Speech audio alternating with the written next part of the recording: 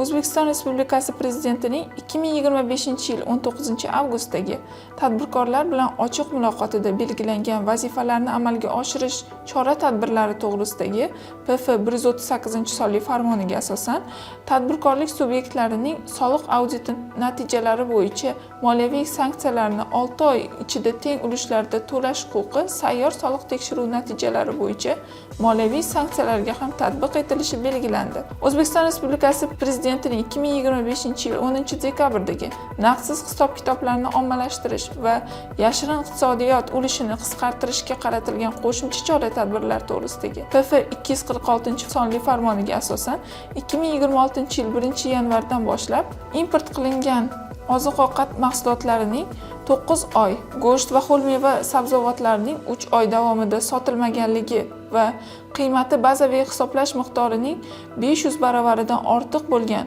ushbu mahsulotlar qoldiqda turganligi holati sayyor soliq tekshiruvini o'tkazish uchun asos hisoblanadi. Shuningdek, 2026-yil 1-iyuldan boshlab sayyor soliq tekshiruvi bodi kameradan foydalangan holda o'tkaziladi. Bodi kameradan foydalanmasdan o'tkazilgan tekshiruvlar noqonuniy hisoblanadi.